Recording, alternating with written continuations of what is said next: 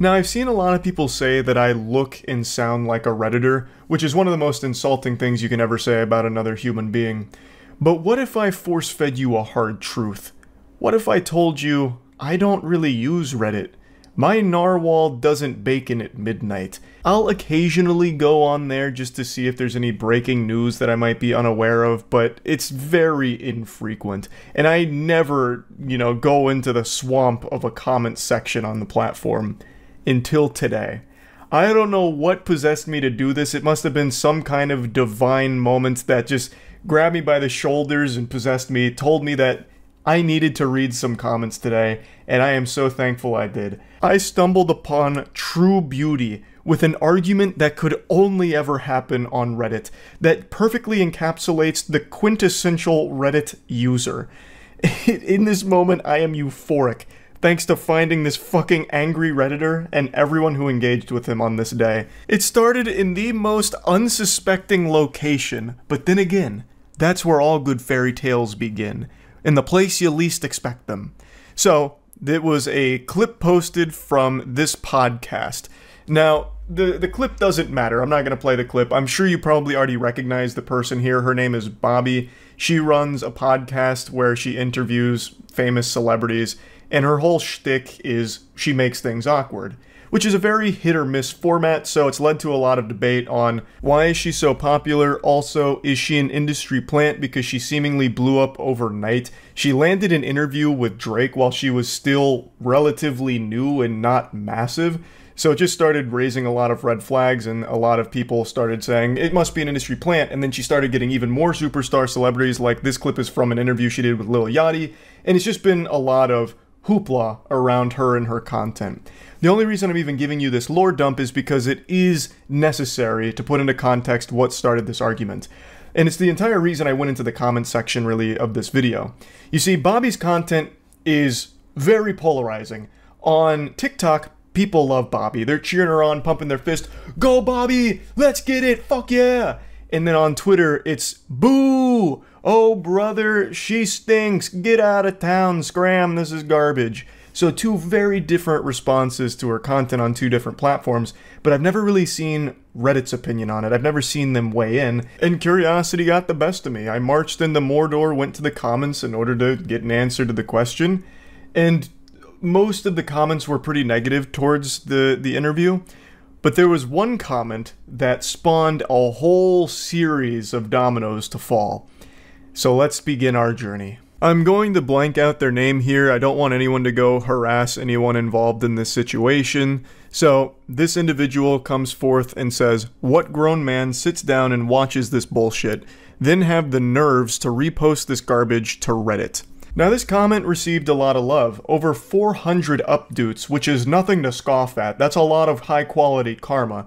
Unfortunately, no Reddit Gold, Reddit Platinum, or Reddit Silver was gifted to it, so we weren't blessed with the edit "Thanks for the gold, stranger," or anything like that, but still, the community responded very positively to this comment, and most of the comment section here echoed the same sentiment that they didn't really understand the appeal of the clip.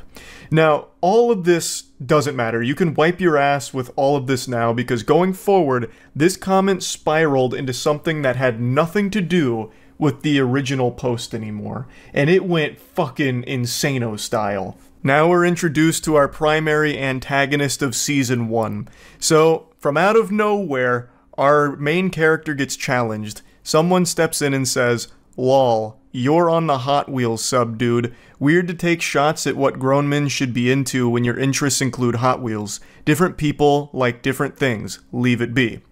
So he goes into the post history of this individual and notices that they are a frequent poster on the Hot Wheels subreddit, and he's using it to take some shots at him to try and showcase, like, "Hey man, you say grown men shouldn't be into that, but I could also say grown men shouldn't be into Hot Wheels. You see how that works?" And he's not wrong. He's coming for the throat here. You could absolutely say the same thing. What grown men would be so into Hot Wheels that they'd go on to Reddit and talk about it all the time? I personally have no problem with that at all, and I don't think this poster does either. He's just using it to make a point. I think whatever hobby you're into, whatever you collect, I think it's great. I think that shit slaps. Having something that you're passionate about that you would collect it, I think is a cool thing. I mean, I have fucking cards framed on my wall from Yu-Gi-Oh! And Pokemon, right? Like, I get it. But this really struck a nerve with this guy. He responded by saying, "Grown man liking cars? Who would have thought? I see you ignored all the other subs. Maybe I should waste my time on rap and movie subs like all the other low IQ Redditors across the pond." And if you're an astute observer, you'll notice that he's no longer enjoying the luxury of some updoots. The subreddit has turned against him, thrown him to the wolves. He is now being flooded with downvotes. And a downvote is a fate worse than death to a Redditor. It's kryptonite to Superman. The downvotes start hitting him, over 100 downvotes. And I can see why. This feels very insecure to come at him like this. Like, his point was pretty clear, but then he, tries to, I don't know, explain away why it's, really in line with being a grown-ass man because he likes cars. He's like, oh, well, yeah, grown men like cars, Hot Wheels are cars, duh. I mean, maybe I should just go to rap and movie subreddits like you low IQ plebeians. It's really, really cringy Reddit behavior now. The bad boy comes back with a tough-to-swallow pill. Hot Wheels aren't cars, mate. They're toys. Talk about low IQ, haha. You're not better than anybody else, sorry to tell ya. To which he responds, the fact you had to come back and edit that pathetic response, LMAO. And then he just says, go play with your vroom vrooms. His collection of downvotes is starting to eclipse his collection of Hot Wheels cars at this point.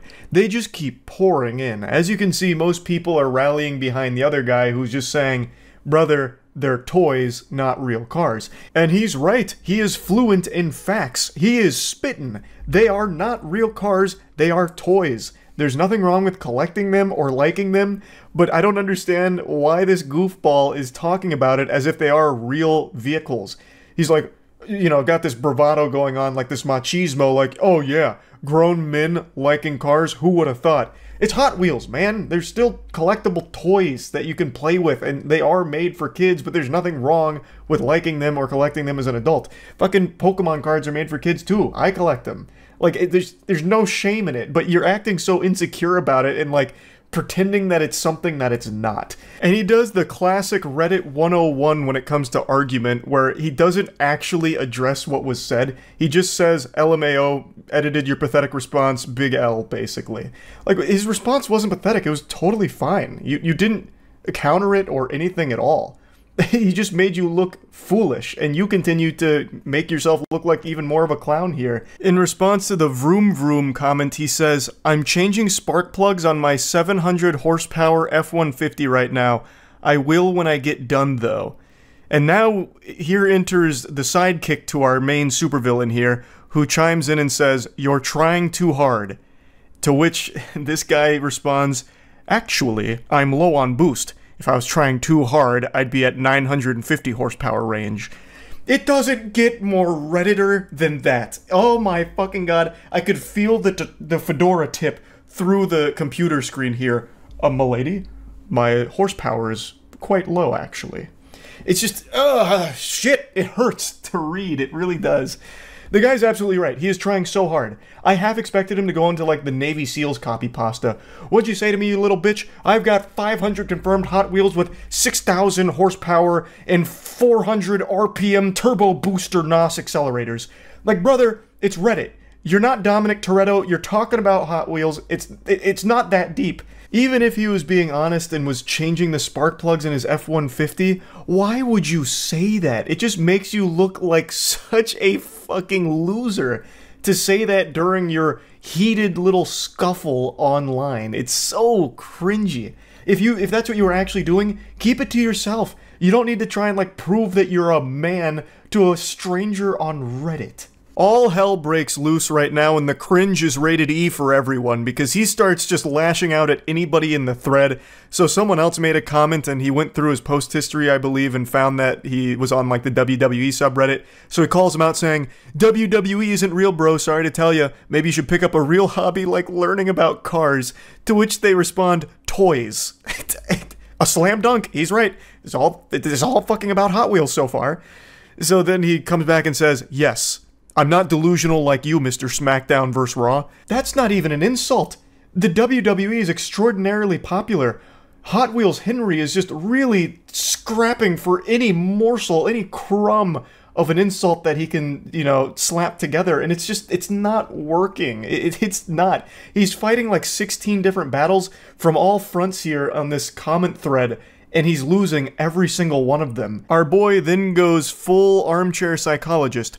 You actually are ashamed deep down. That's the whole reason you chimed in on my comment. You felt attacked when I said, what grown man watches this? It brought back traumatic memories of you being bullied for liking WWE in this day and age. And he's like, no, I commented just because of the toxicity. To which he says, I'd rather have a Hot Wheels collection in my garage next to my turbo truck than have Rey Mysterio and Triple H posters all over my wall. I don't know who's getting bullied for liking the WWE in this day and age. It's extraordinarily popular. Maybe like 10 years ago, but today, no shot. I think he's fighting ghosts with that one. You're much more likely to get bullied for collecting Hot Wheels cars as a grown-ass man. Case in point.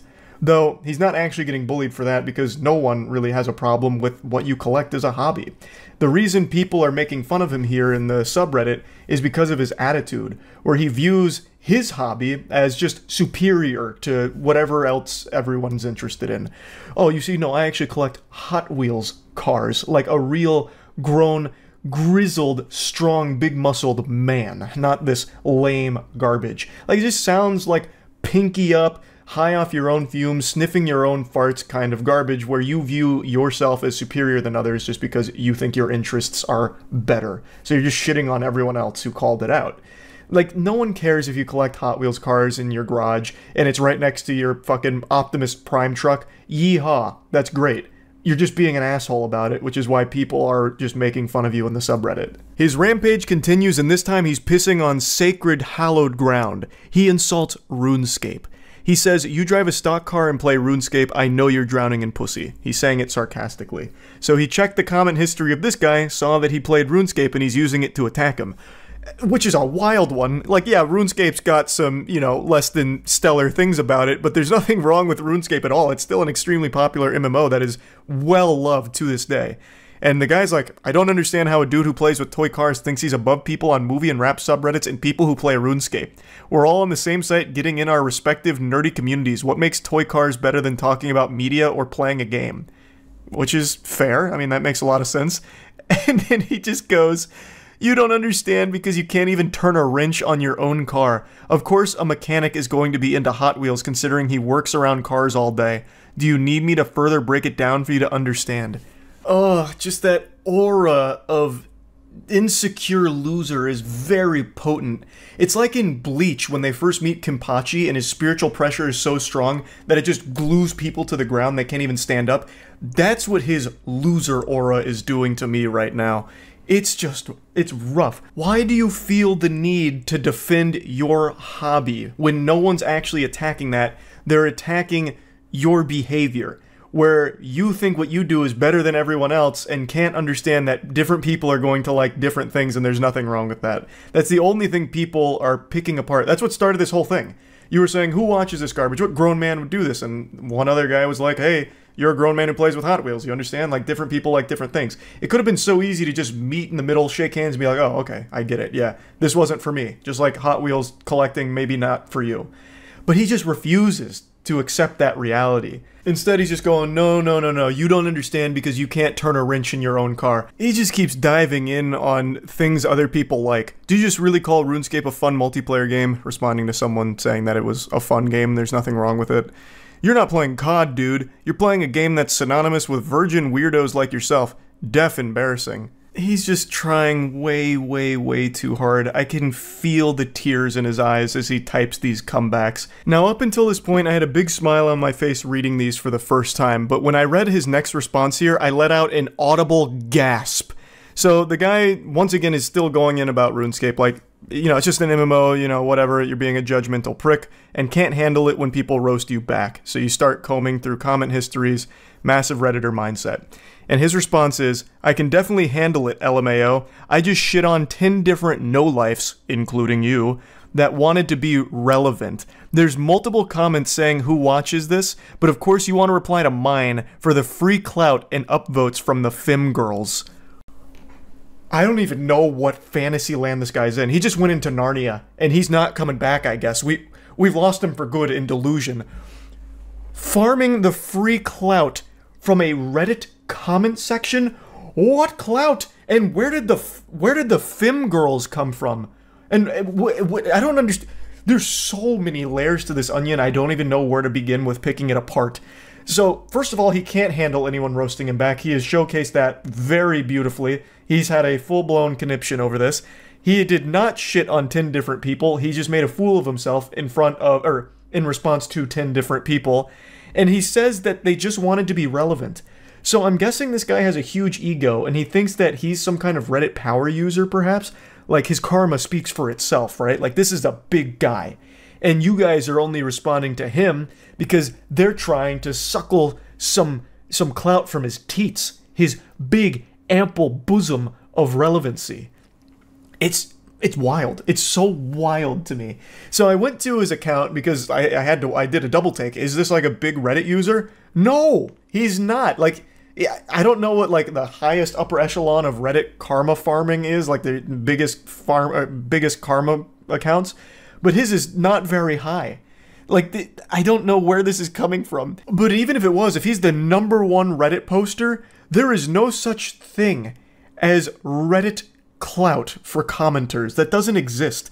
Like, Reddit is the only social media platform where if you're extremely active, the #1 account on Reddit, it doesn't do dick for you. It does less than nothing for you. If you get Twitter famous, you can at least turn that into some kind of like sponsorship revenue or lead people to other platforms to maybe follow you. Now you can even make direct ad revenue from engagement, I guess.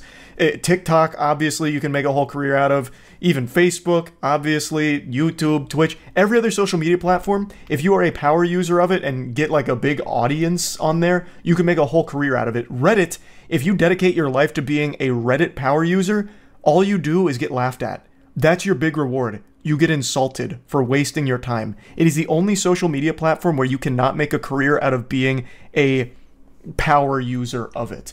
So even if he was the #1 user on here, it wouldn't matter. And there's no clout that anyone would be able to get from this exchange. This was just one of the most bafflingly out of touch comments I think I've ever read on that platform. Now, another Redditor came in and said, no way you just said free clout when referring to Reddit comments, also stunned by the statement, and he double responds here saying, your plan worked, dude. You got all the femboys wanting to suck you off. And since we're on Reddit, I'll just go ahead and do it. You used the wrong form of your, actually. And then his next response is, y'all should become friends and play together. Y'all would fit in perfectly with the rest of the RuneScape community. I'm at a loss for words. This is kind of where the whole thing ends. And man, what a banger of an exchange it was. It's just such an adventure. All starting from someone mentioning his Hot Wheels hobby. And look at where we ended up, huh? Look at us now. Who would have thought? This is a wacky, wacky argument. Probably my favorite Reddit argument that I've got to actually find for myself. I got to come into this in the wild. I didn't get linked to this. No one told me about this. I just happened to be perusing the comment section and then saw this argument unfold. And I got to go on an unexpected journey with it. And I really just had to share it. I had to. So yeah, that's really about it. So yeah. There's no worse feeling than when you engage in an internet argument with some anonymous asshole, and then it turns out that that asshole is extremely talented. Today I have a very sad story to share with you where the villain gets the last laugh. Real life isn't like anime, where the good guys always win. Sometimes the bully comes and puts your head in the toilet and flushes. So it all starts with this video. A YouTuber posts their best performance of an impossible piece of music called Rush E.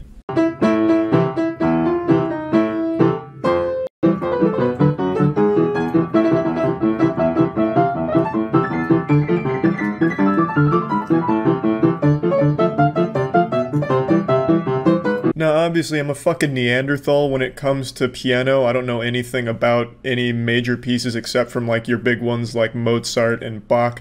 So I had never heard of Rush E before, so I did a little research. Rush E was actually a song created as a meme that is quite literally impossible for any human being to play. And I don't mean that as like it's extremely difficult, I mean it is genuinely impossible. You would need 15 fucking arms, and even then you would struggle. Let me go ahead and show you where it started, the genesis of Rush E.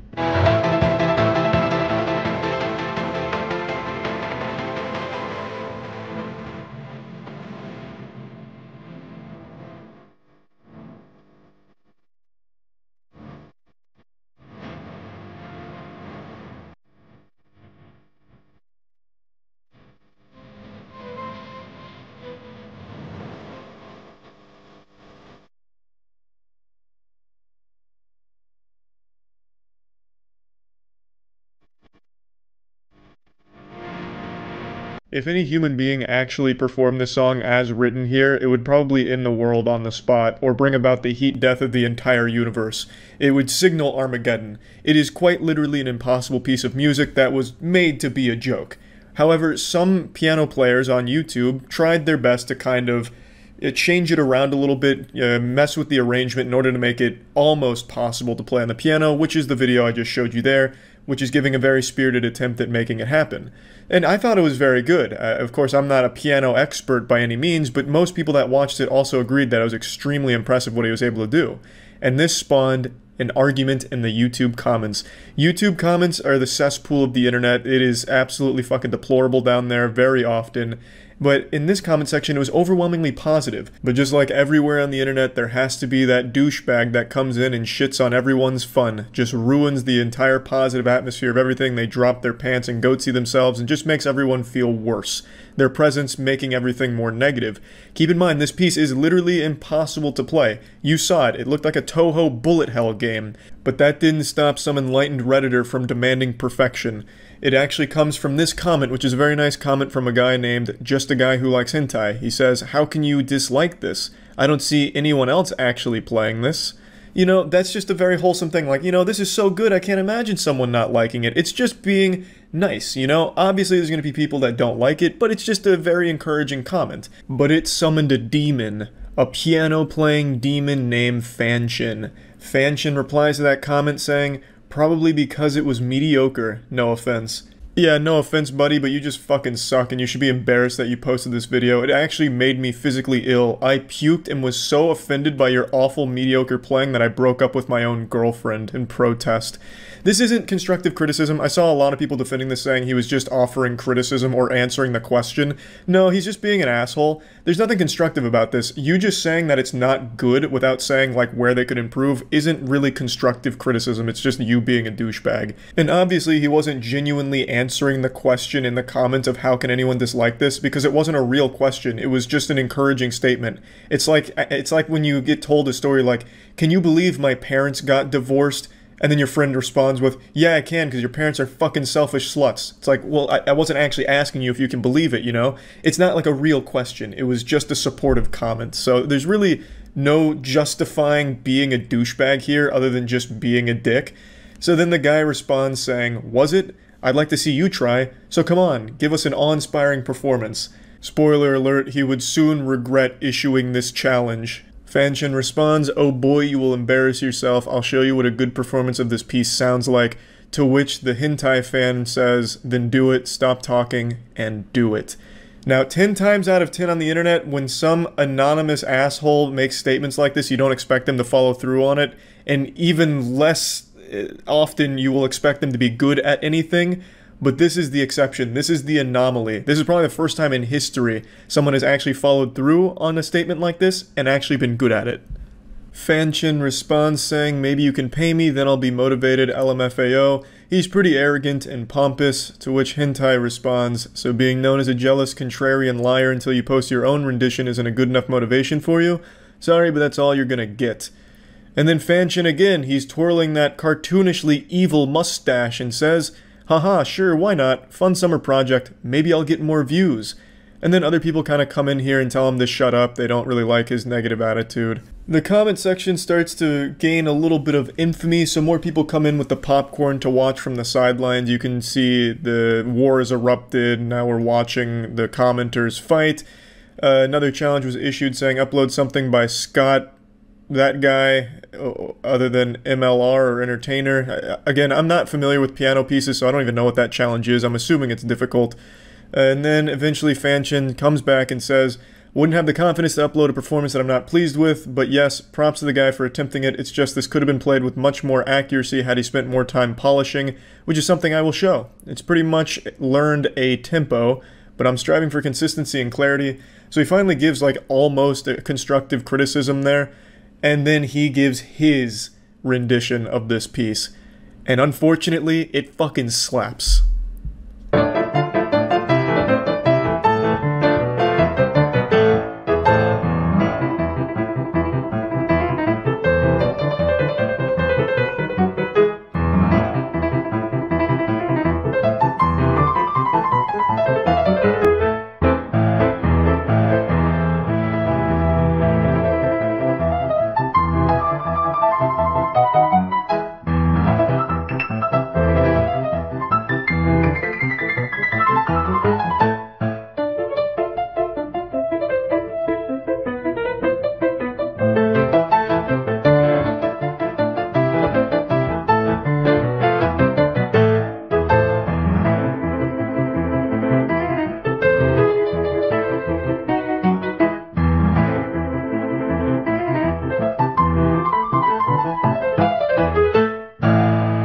Yeah, I wouldn't be surprised if the hentai guy deleted his channel after that. I mean, it's unlucky that the guy that he was arguing with was the only person on the internet who happens to talk shit anonymously and be able to back it up with real talent.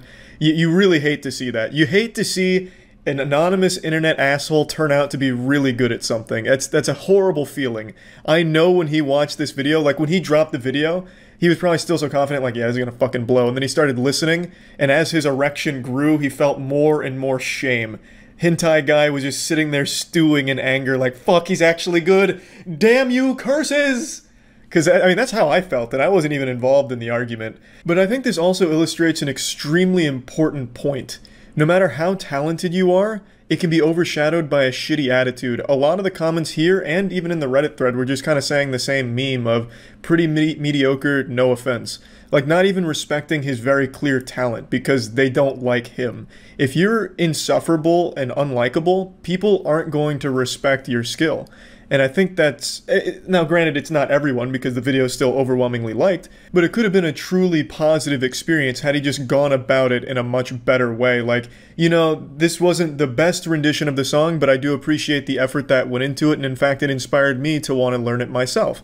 And then he drops this video, and then, you know, that's a lot better, I think, and you'd have more people on your side, as opposed to just people brushing off your extreme level of talent here because you were an asshole in the comments to someone that was just proud of their own rendition of the piece.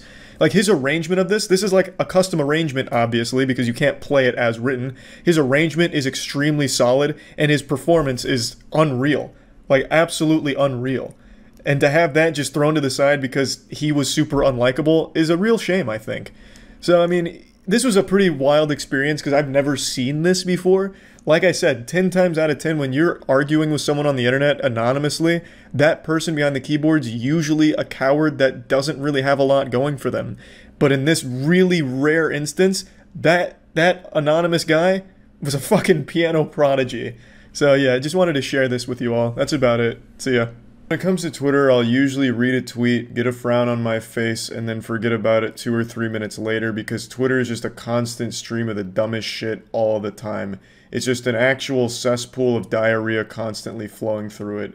But occasionally there are tweets that just stick with me. And there's one that's just been living rent-free in my ass for the last 2 weeks. And I just want to talk about it today. It comes from Seth Rogen. I'm sure you already know what tweets I'm about to mention because I'm super late to this one, but I don't care. Just like puking while having a bad hangover, I've got to get it out of my system to feel better. So our story starts just like every other fairy tale, with a robbery in LA.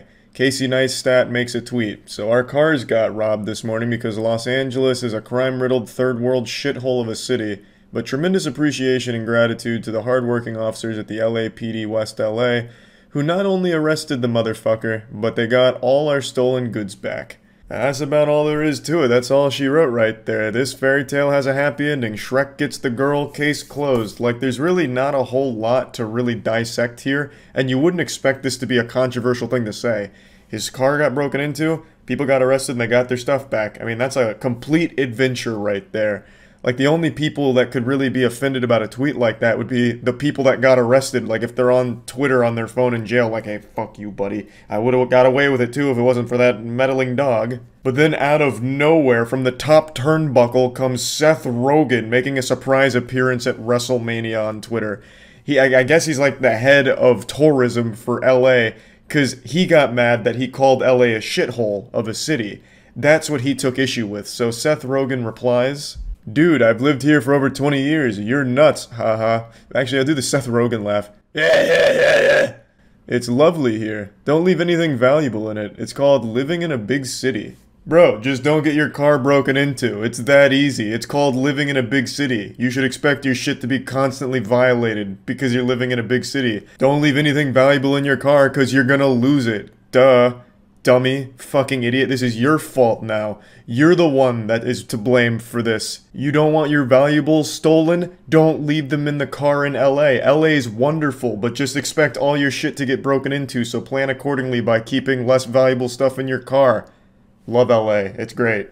It's such a stupid thing to come in and say out of nowhere. Even Casey Neistat, who plays nice with everyone, is taken aback by it. He's like, what the fuck is this? It's so outrageously stupid.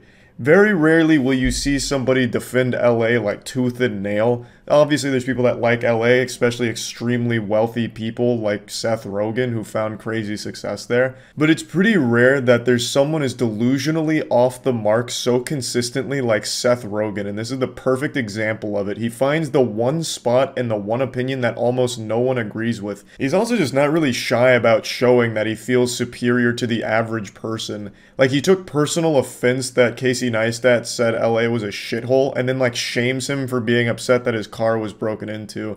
Bro, just get another car, get other valuable things, it's that easy. So Casey Neistat responds, "I can still be mad though, right? Feel so violated." Asking his permission to be mad, like, oh, if Seth Rogen says I can't be mad, then I guess I'm okay with it. So then Seth Rogen replies, yeah, oh yeah, you can be mad, but I guess I don't personally view my car as an extension of myself, and I've never really felt violated any of the 15 or so times my car was broken into. This dude is just leaving his car out like a candy bucket on Halloween, it seems.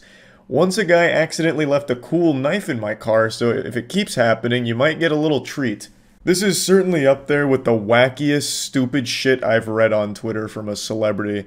It's baffling that not only did his brain come up with this as a tweet, but it passed the filters that his brain has to post it. He's like, yep, this looks good. And he hit tweet, and it's still not deleted. And I'm glad it's not. I'm glad that he's just going to stick to his guns and leave this shit up. This is something that I feel is going to haunt him forever, because he is still getting clowned on to this day for this tweet. It's been 2 weeks now, and I don't think it'll stop anytime soon, because it is just that outrageously stupid. Because Seth Rogen doesn't view his car as an extension of himself, he's totally fine with people using it like a fucking fleshlight. They just treat his cars like a cum dumpster, and they dive right in, and Seth Rogen gives them a nice thumbs up, I suppose. And I'm assuming that extends to everything in Seth Rogen's life. As a lot of people have also pointed out, how does Seth Rogen feel about, like, his house? Is that an extension of himself? Because if not, why not just have a bunch of people go into your house, Seth, and take all your shit? Just let everyone have a field day. If your car's not an extension of yourself, your house, your property, it's not either. So I'm assuming he's just going to open his doors and let people come take all of his valuable possessions and high-five them on the way out, baby. I also love how he's defending LA by mentioning his car's been broken into 15 times in the time that he's lived there. That doesn't make people excited about LA, Seth, you fucking psychopath. Not everyone can afford to replace all their valuables after their car's been broken into 15 times, you goofball. And I also love that he closes it off by saying that one of them even left a knife in his car as a little treat, a tip. To me, that sounds like either a threat or they're trying to frame you for a crime. They fucking left a tool that they used at some other crime scene in Seth's car, and these fucking idiots just manhandling it, getting his fingerprints all over it, hangs it up on his fireplace mantle. Eventually the cops find it and connect him to some unrelated crime. Seth goes to jail for life or some shit. Like, I don't know who gets excited about someone leaving a knife in their car after it just got broken into. Like, it's just, the delusion here is unbelievable. So the conversation starts to fizzle out here, but it continues. Casey Neistat says, I didn't get any treats, he just took the decorations for my daughter's 7th birthday party and left bloody handprints. Yeah, obviously he's not going to get any treats. It's not like the Tooth Fairy broke into his car and left him some money for what they took. Like, it was a robbery. I don't know how Seth can possibly justify it by saying just let your car keep getting stolen and eventually you'll get a knife. Like, it's fucking silly. And then he says, serious question, how did you get your car broken into 15 times? Which is a great question, because you really have to go out of your way to get it broken into that many times, I feel. Seth says, I lived in West Hollywood for 20 years and parked on the street. Also, it sucks your shit was stolen, but LA is not some shithole city. As far as big cities go, it has a lot going for it. Yeah, especially if you're a burglar who knows what kind of car Seth Rogen drives, because apparently you can just go in there and take all that shit with no consequence, because Seth doesn't give a fuck. His car is getting broken into almost once a year at this rate. This is where the interaction stops, and you just have to wonder, what was Seth Rogen thinking? Like, who did he think this appealed to besides, like, the extremely rich Hollywood elites? Like, there's no normal person that's going to read that and be like, wow, how noble of Seth, just giving away his shit like that and accepting that beautiful knife. I don't know really what he was expecting to happen. But it got me thinking, what is the worst tweet I ever made? And I think I found it. I tweeted this back in 2019. I said, what the fuck, the chupacabra is real, he just fucked my grandpa. I don't regret posting the tweet, but I do really regret that I misspelled chupacabra. But anyway, I just wanted to talk about this because I've been thinking about it a lot recently, and yeah. That's about it. See ya. For too long I've buried my head in the sand, plugging my ears, pretending nothing's wrong. But it's time to finally rise and hit you with the cock meat surprise. It's a subject a lot of people have asked me to weigh in on, and I just haven't really bothered until now. Jacksepticeye recently made a video talking about it, and it's something that I feel I should also talk about as well, since it's so highly requested. It has to deal with a problem that YouTube's been facing for about a year now, and I expected it to be resolved by now, but it's showing no signs of improving or getting better, so might as well address it since a lot of people have also noticed it. And it has to deal with the comment section. The YouTube comment section is inflicted with the scarlet rot. It is just being fucking poisoned by bots and spammers. When you think of hopeless misery, you probably immediately picture Twitter. But then right above that, you have the YouTube comment section. For a really long time, it's had a very negative reputation, and for good reason.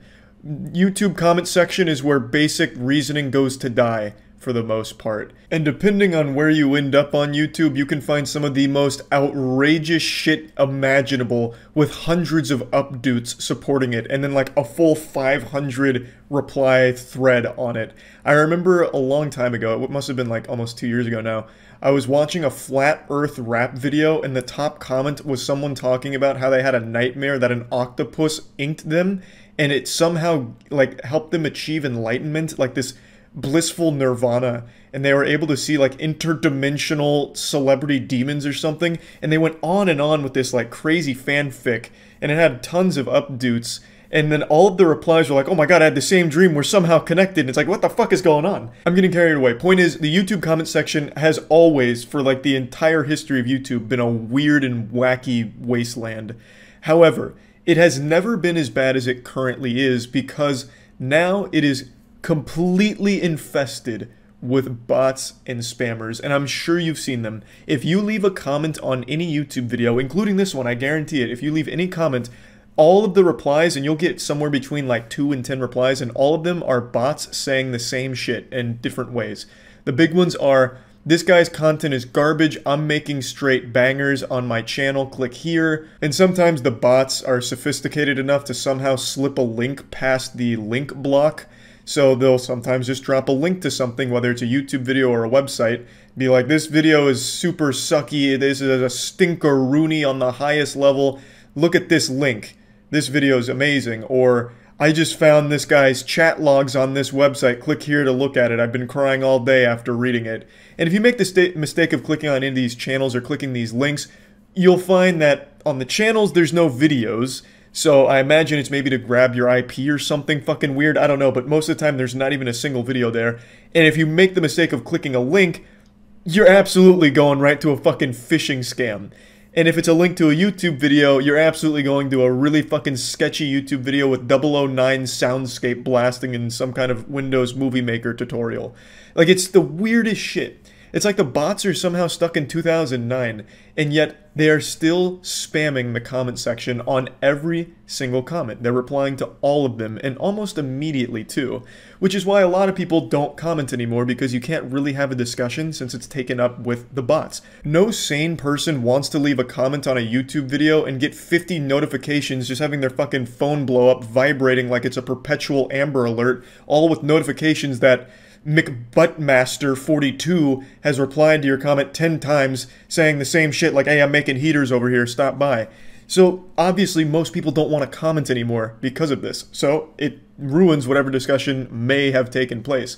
Contrary to popular belief, I, and many others, do at least peruse the comments from time to time, especially on things like the Moist Meter, because I like to hear what other people are saying about the same movie or same game that I experienced, because I like it. I like to engage in that kind of discussion, which is why I like streaming on Twitch so much, because I get to real-time go back and forth with actual human beings. But on YouTube, humanity is extinct in the comment section, overrun by the machines. It's full-blown Skynet. If Skynet was run by actual fucking imbeciles. It's straight up dog shit. It's blatantly obvious bots. And when it's not just the same copy and pasted shit, what they're doing is they'll have like a picture of some girl's fat fucking titties, like some big honking milkers, and it'll say like, tap here for sex with me, and then they'll copy and paste whatever the top comment is that looks like it was made by someone with a pulse. So for example, on one of my Elden Ring videos, if the top comment was, wow, Charlie might be the most talented gamer of all time, he truly has achieved Turbo Super Gamer Barbarian status, then the tap sex for me, tap me for sex, fucking tap here for sex with me, those channels with like big ass out, like goat seeing themselves in the profile picture, what they'll do is they'll copy and paste that comment as their own so that way it doesn't look like they're a bot, hoping that someone will read that comment, think it was a real person that made it, and then click on their channel and get scammed.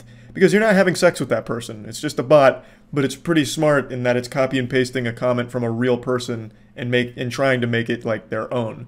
So it's such a fucking war zone of garbage in the comment section, all fought by non-humans, just actual robots.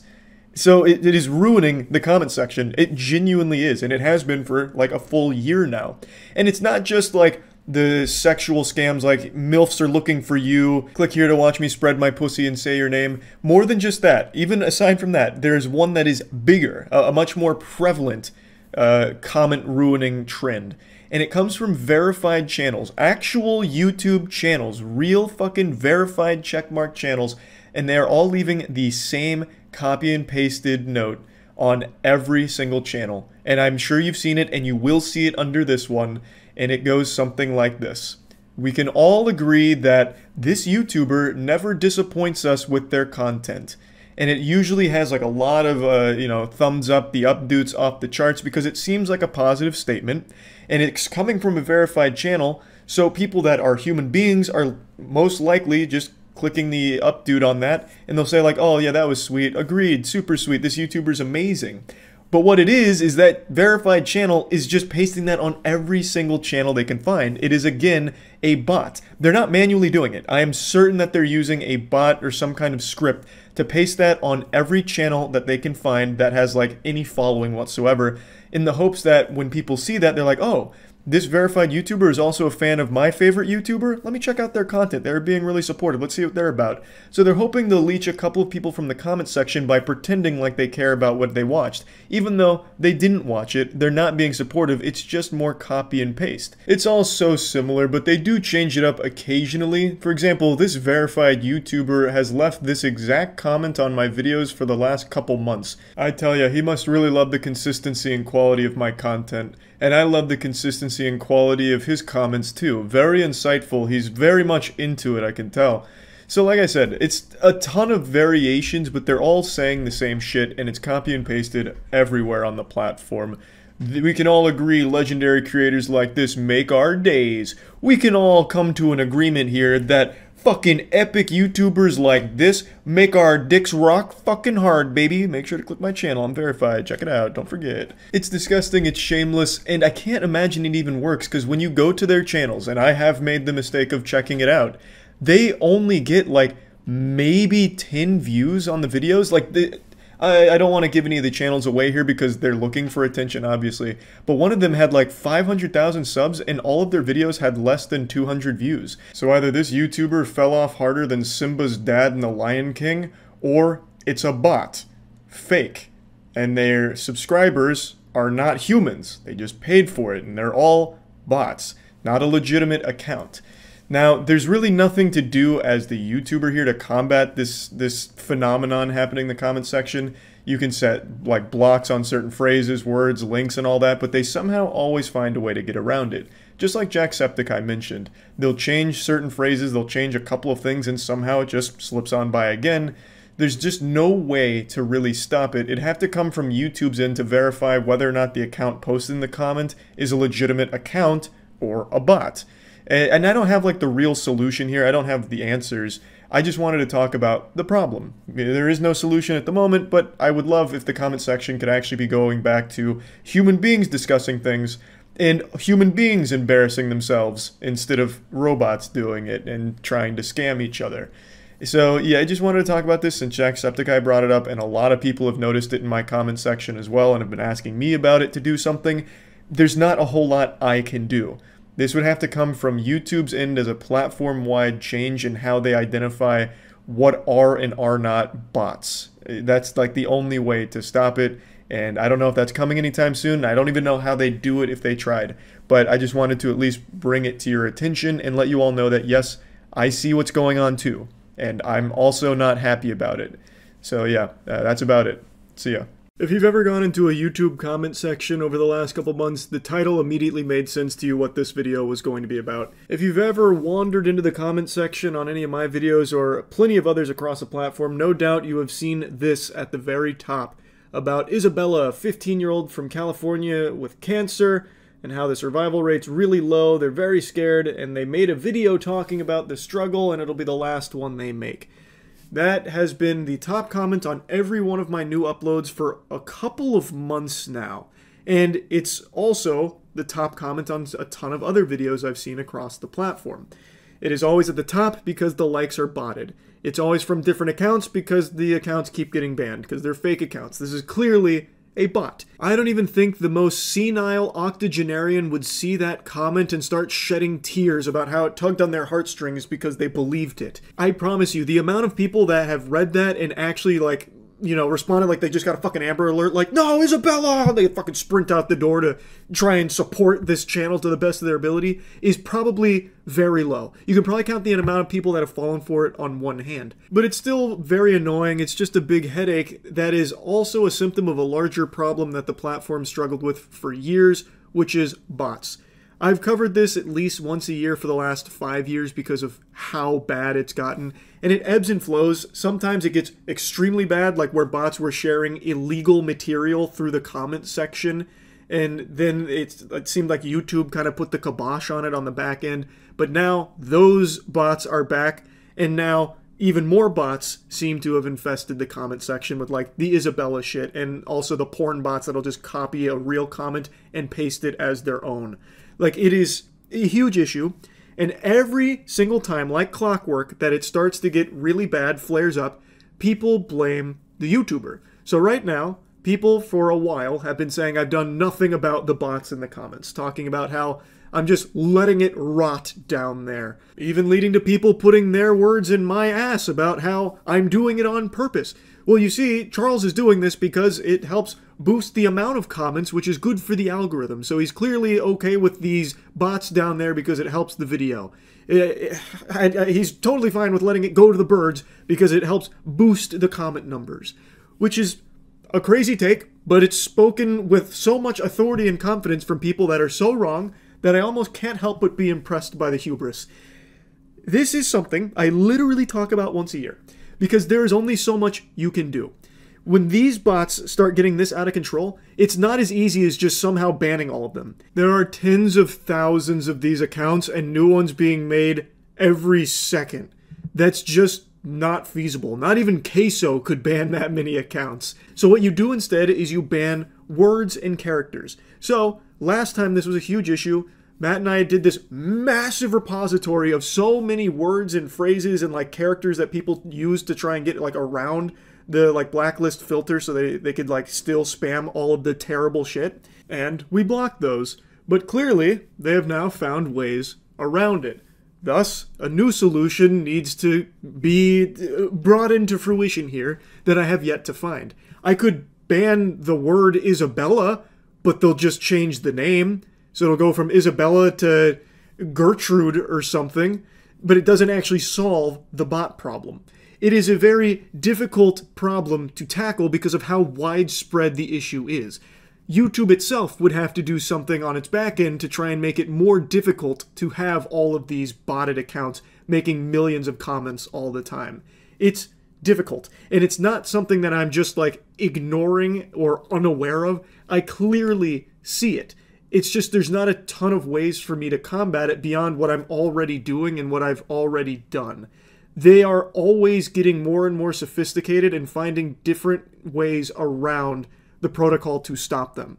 So it's just tough. Also, another thing very interesting about the behavior of the Isabella bot in particular is you'll notice on almost all of the top comments from it, it is edited. So another thing it does is it doesn't always bot likes. It'll sometimes copy and paste a legitimate comment that was gaining traction, post it as its own, give it some kind of boost, and then people will organically like it, thinking that it was like a real person that made it. Then they edit the comment to be Isabella. So it's not always the same every single time. Oftentimes it'll be like a bait and switch, like, you thought I was just a normal bot copy and pasting? Ah, actually Isabella. So these bots are not as simple as a lot of people make them out to be, and they are not as easy to stop as a lot of people say they are, with just like banning them or like blacklisting some of the words.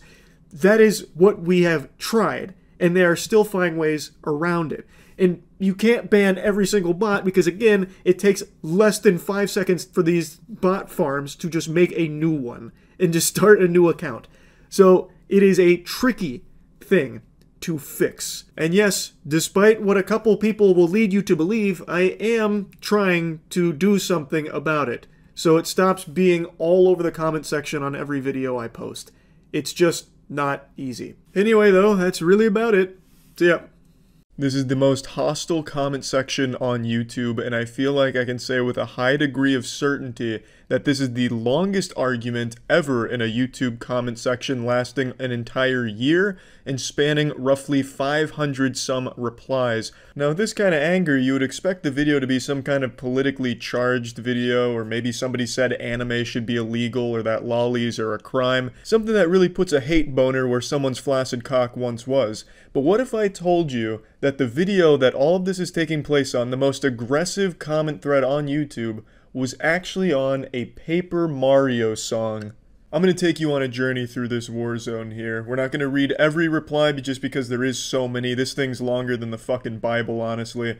But we're going to go through the big parts, the big moments here in the manga, make sure we get the gist of what's going on, because this may be one of the greatest stories ever told. It's got it all. It's got a little something for everyone. A story of betrayal, violence, love, terrorism, action, drama, mystery, and most of all, Mario. Chapter 1, The Catalyst.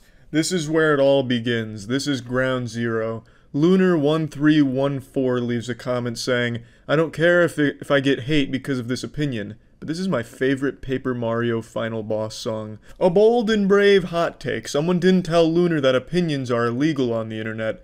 It's not the most controversial thing to say, it's simply a matter of liking a song. But this is the internet, and you can't like something that somebody else doesn't like. A lesson our boy Lunar here is about to learn the hard way. Enter the villain, Aramaru 1837. Because you're like 9, haven't even played the other games, I guarantee you. And now, just like the Powerpuff Girls when the hotline rings, Our hero rolls in, Dave Matthew. These are our primary characters. Of course, we get introduced to other important side characters throughout the season here. The lore gets very deep, trust me. But this is basically the Batman and the Joker, Dave and Aramaru. Dave sweeps in defense of Lunar. How about we agree that you are a jerk? Everyone can have their own opinion, and that is the internet, so no one cares about your opinion to begin with. Also, instead of throwing insults at me, why don't you try to get me to see things from your perspective? It would be a lot more time efficient and, unlike insults, actually accomplishes something in the long run. Or you can continue to assume that I am a mere child that does not know of the 5 other Paper Mario games, or was it 4? Or has even played them, both opinions being completely wrong. But as I said, it's the internet. We can go in circles all day and night and neither of us would get anywhere. So let's not, okay? Dave trying to get out ahead here and squash the beef, giving a fair warning to Aramaru that you do not want to fuck with Dave, but spoiler alert, Aramaru pokes the sleeping bear. You never gave your side, dumb fuck. All you did was come on here talking about some damn opinions or some shit. Pretty clear you didn't intend to accomplish anything. Also, you haven't played any other game, have you? It's not hard to know how many Paper Mario games there are, kid. 64, Thousand Year Door, Super Paper Mario, this garbage, and Color Splash, which was actually not bad, but was too weird gameplay-wise to be called a Paper Mario game. And it's this comment right here that makes a good boy go bad. You do not question Dave Matthews' understanding of the Paper Mario franchise, and you do not do it on a public forum like this, and be an asshole about it. The opinion haver that started all of this comes back in here, kicks open the doors to the Church of Paper Mario with tears in his eyes like he just watched his parents having a fight, saying, "All I said was, this is my favorite final boss song in the Paper Mario series, but it turned into a huge fight and I don't understand that." And then Aramaru hits him with a hard dose of reality. You said you don't care if you get hate, so obviously you do understand, dumb fuck. Unfortunately, Lunar just doesn't understand that his initial comment was like the assassination of Franz Ferdinand, and now he's started a massive war. And in war, Lunar, there's casualties. I know you can say whatever you want, but please, can you please calm down and make a nice comment to people? Like I said, please not say about 1,000 cuss words with this reply, please. It's not hurting you to read a quick fuck. Look, I'm understanding everything you're saying. I'm just here to calm you down. Not everything in the world is solved by anger. Jedi Brooklyn Green comes in here and tries to reason with Sith Lord Aramaru here about how anger's not the key, but it's all for nothing because Aramaru has already been consumed by his anger. Like I said, I am cutting out a couple things here because there is so much of it. It'd be like a 10-hour video if I read the entire chain. Basically, in a nutshell, Dave was saying this is pointless, it's an internet argument, let's just drop this. And he concludes his monologue with, well, since we both agree that this whole thing is pointless, let us just agree to disagree and be on our way then. Aramaru, cool, so fuck off. Peace was never an option. Nah, seeing your pointless insults because you can't come up with an actual comeback to my remarks is rather funny to me. Heh, I thrive off your pointless rage. Thought it was done. Why you still here, idiot? As I said, I thrive off your rage and anger. You want me to stop? Stop being angry. Easy. Dave Matthews is slowly accumulating power like a spirit bomb fueled by Aramaru's rage. He is laughing in the face of Aramaru's anger. Not angry, dumb fuck. Piss off. See? Angry. Not angry, dumb fuck. Piss off. I see that you're running out of comebacks. I can give you a few if you need them. Dave, of course, being one of the world's leading comeback dealers. Not stressful, you're just annoying, lol. And there's plenty of music better than this shit, even from Color Splash. Uh-huh. Why don't you go back to your 1,000-year-old game and super overrated Paper Mario game? Your screen, oh boo-hoo. Let me play a sad song for you on the world's smallest viol— Oh wait, I broke it. If this was done, why did you reply? Metal Mario coming in here just spitting straight venom in the face of Aramaru here, lighting him on fire with the world's smallest violin comment. Nice try, dumb fuck, but I haven't even played any Paper Mario games except Color Splash. Now fuck off with your shitty excuses for jokes. People have better shit to read. When I initially made it to this chapter the first time and got blindsided by this plot twist, I fucking recoiled into my chair, threw my arms in the air. I was just so absolutely shocked. I felt like I was witnessing history, like I am your father level twists here. This is subverting expectations done extremely well. Not Game of Thrones Season 8 bullshit. This is how you surprise a reader with a narrative plot twist. Who could have seen this coming? If you remember back to the genesis of this whole mess, it started with Aramaru melting down and breaking shit in his room over the fact that somebody liked a Paper Mario song he didn't like, and then accuses them of not having played any of the other Paper Mario games, and then only a short 100 replies later, he himself admits he's only ever played one Paper Mario game, and it's not even this one. It's so fucking remarkable. What an incredible twist. That is character development right there. Now we're getting a little bit of the origin story of Aramaru here, which only makes him even more mysterious. Well, I see my sympathy was misplaced. You seriously judge a game on what other people say about it? You sure have missed many a good game. Also, shame on you. Don't give out criticism if you don't actually have the knowledge to back it up. It's just stupid to say something's wrong and then give no evidence at all to support your theory. And that's researching 101. This guy Reddits. Also, it appears that you really do only know how to spit out insults. I'm gonna have fun with this. Hello again, my old friend. I see you're here to argue once again. Too bad this will end with you weeping, because your argument is less than the dust I'm sweeping. But you will not give up yet, because you don't realize that it's the internet. The internet. So you might as well be voiceless, as all arguments here are practically worthless. Dave Matthews goes full Robert Frost here with this personalized slam poem to Aramaru. I get that it's supposed to be a Sound of Silence parody, and it's executed wonderfully. A special song poem about the argument you still persist on despite the flaws in your argument. P.S. You still haven't told me what your favorite song in the series is. Did I ask? No, bitch, I didn't. Fuck off. Shut the fuck up. I didn't even read what you said because I just know it's dumb as shit, lol. Come on, man, he took the time to write an entire parody song for you. The least you could do is read the lyrics. For about 4 days, there was peace in the comment section where people were going over things they liked and didn't like about the game, and then Aramaru comes in full fury here, pitchfork in hand, ready to slap shit around. He reignites the argument by saying, "Obviously do if yo pussy ass won't just leave the conversation." Dave says, "Ha ha ha, now I remember why I stick around. I'd love to see what kind of pathetic retort and comeback you are going to make at me that I can easily tear apart. Really, it is rather satisfying to see what you come up with." Once again, there was a truce called in the comment section for about a week, and then Aramaru came back, and Dave immediately noticed. He's like the NORAD defense system, able to hone in on Aramaru's presence and then attack. "Oh, hello there. Ready for round 2, my little whiny failure? Round and round the argument goes, when will it stop no one knows. That meme has been dead, fucking idiot. I'm ready for you to piss off, you worthless fuck. I did not drag your pride through the mud and make you look like a brainless, arrogant maggot. You did. You destroyed your own argument. You ignored the statements that made you look like a fool. You chose to spit out nothing but insults. Your fault. Your stupidity. Deal with it. Or stick around and continue to look like a moron. It's entertaining. And besides, we win either way. And you lose either way." Dave hits him with some kind of superhero monologue right before he throws the bad guy in jail. And Aramaru says, "Don't care to read your arguments, lol. As a matter of fact, I only read the first reply, lol. Quit wasting my time and fuck off." "Then you are nothing but a bottom-barrel fool who will have no success in life. As I said, you don't bother to defend yourself at all. That makes you an idiot. Also, why should I? You have no power here and you never will. The fact that you think you do just displays your idiocy for everyone. Besides, I already gave you the requirements for my departure. Or are you incapable of reading as well, my little maggot?" Everything Dave has been saying thus far sounds like the Rick and Morty copy pasta from Reddit. I mean, I think Dave is in the right here because Aramaru is a huge fucking asshole, but man, he's really going about all of it in a terrible way. A month goes by. Is he finally gone? Yeah, he is gone. Is he gone if your dumbass would just quit replying? I didn't even read shit you said. I told you that I would only leave if you either apologized for being rude, or if you went 10 comments without swearing.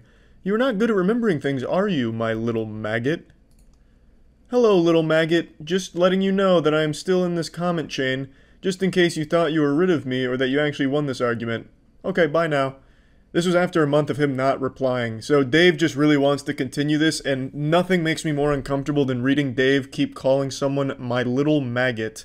Like, this must be how it feels for some girls when they hear the word moist. Every time I read him saying my little maggot, I just get like tingly and uncomfortable and break out into like a little profuse sweat.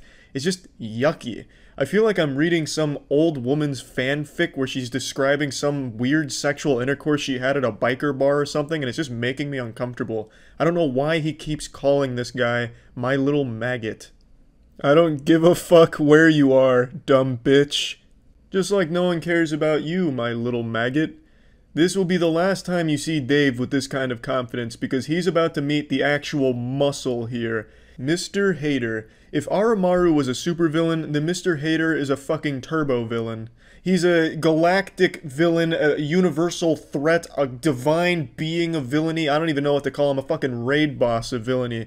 Because he comes in here and just starts slapping shit around. He's a big asshole as well, of course.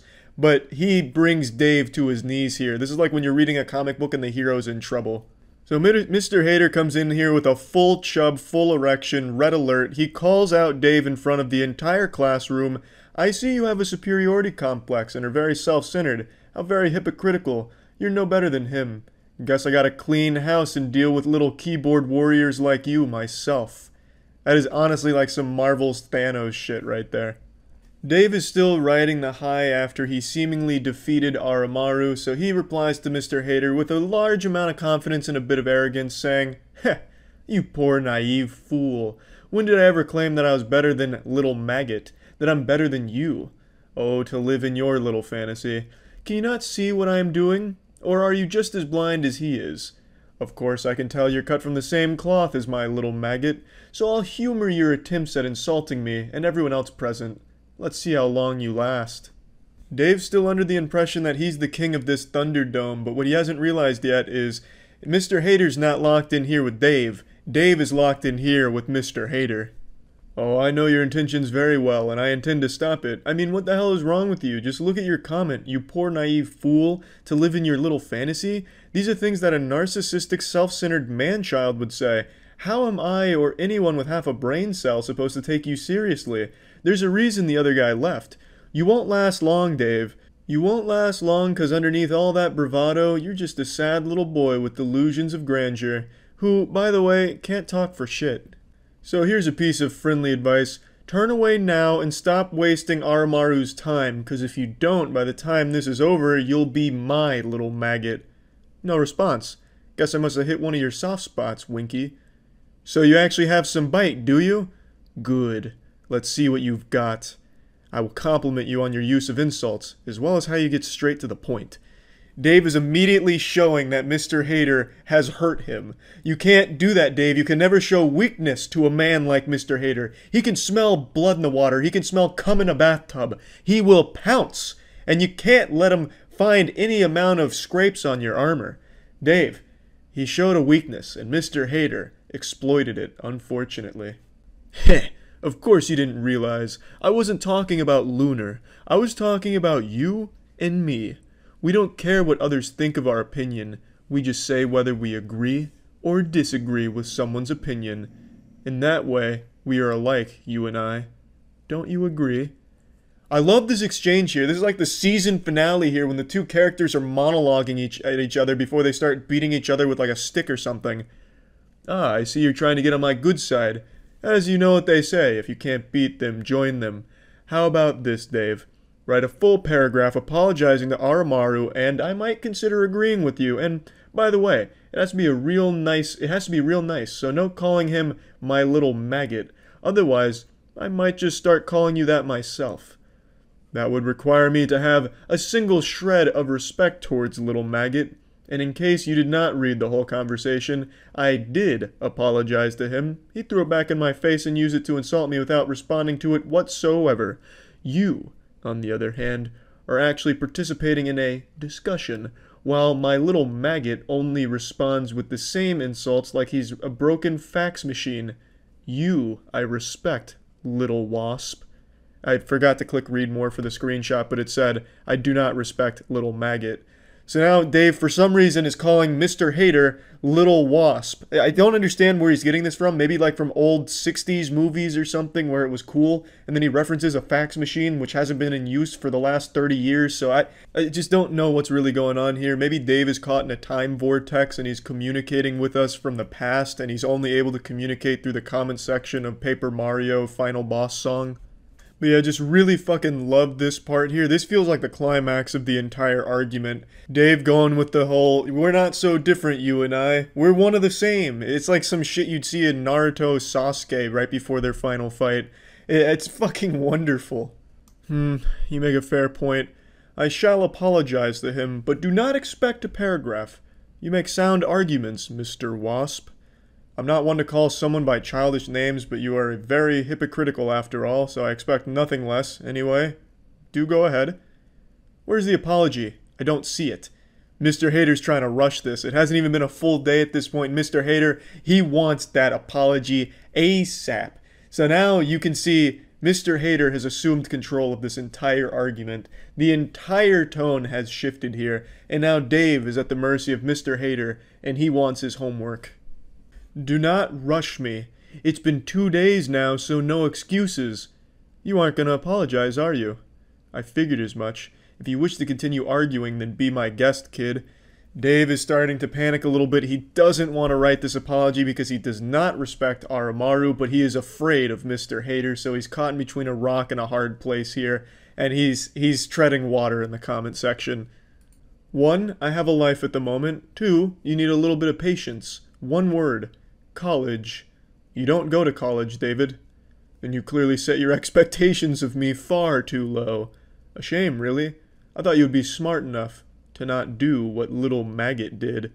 Stop lying to yourself, David. How about you tell me what's actually going on? College, as I said before. Do you not listen, or are you refusing to believe that I have a life outside of this? Now, if you excuse me, I have a music class to attend. I really don't understand why Dave even feels compelled to keep answering at this point. He doesn't want to write the apology. He shouldn't write an apology, honestly. He just doesn't have to reply to Mr. Hater. He can just wash his hands of this whole thing and still come out as the victor. But for some reason, he keeps engaging with Mr. Hater in here, and Mr. Hater's pressure is somehow like leaking into Dave's real world, it seems, because it feels like he's stressing about this apology, which he shouldn't write in the first place. Mr. Hater goes in on Dave, starts poking holes into his claims about college because 4 months ago it was still coronavirus shutdown, so classes weren't going on, so Dave feels the need to defend himself again. And then he kind of just explains he just doesn't want to fucking apologize, which he shouldn't. I'm glad he doesn't. Dave says, 1, truthfully, I don't want to apologize to Armu because I know for a fact it would not be genuine, and no matter how much I hate a person, I'm not going to insult them by giving them a mocking, half-assed apology. And 2, online classes are a thing that exists, and I'm not doing just a music class. Who is the antagonistic one here? Because it definitely isn't me. You poor, pathetic whelp, barking and baying like anything you say will ever matter. No, your words don't hurt me because they are artificial, fake, designed, and spoken for the sole purpose of inflicting pain without putting actual feeling behind it. Ha ha ha ha ha ha ha ha ha. No, your words are hollow and do not deserve the electrons my brain cells would have to burn to process them, just like you. You're not special, you're not unique, you're not important, and you never will be, not now, not ever. So go ahead whelping, keep making a fool of yourself. I'll just watch the show, laughing all the while. And in your ivory tower of hypocrisy, did you ever once realize I never denied what you have been saying? You are a parasite, Mr. Hater, something that must tear everyone down to justify their worthless existence. Perhaps I am one too, but that's where our similarities end. You lash out at anyone you see as below you. I lash out at people who do what you and Armu did. Insult and tear into someone because they dared to have an opinion you did not agree with, or lash out at people who defend themselves from other people like you. I never said I was better. But does it really matter in the end? At the end of the day, one of us looks like the bad guy to everyone else. And since I haven't been antagonizing everyone participating in this, it most definitely not me who's the bad guy. Try to say I'm wrong here. You're not wrong, Dave. Not at all. And people like Aramaru and Mr. Hater, yeah, they suck a lot of fat ass. It's sad that someone cares this much about someone's opinion on something that doesn't matter. 100%. Agree with you entirely there, Dave. But the way you're handling all this and then putting this huge, presidential speech here is not good either. This is the wrong way of handling any of this. And there's really just no point in arguing in a YouTube comment section to begin with. There are no winners here. Mr. Hater breaks down his response line by line. You lash out at anyone you see as below you. Dave, don't be ridiculous. I'm not as narcissistic as you, or at all for that matter. I lash out at anyone who do what you and Armu did. A mistake you will regret, as you have started all of this, and I aim to end it. The two go back and forth about the apology that Dave doesn't want to write. Mr. Hater just keeps picking apart each line of everything he says. My words are said solely to get you to leave. That's never going to happen, Dave. I've grown very persistent over the years, and trust me, persistence pays, and I will stay here for months if I had to. Will you?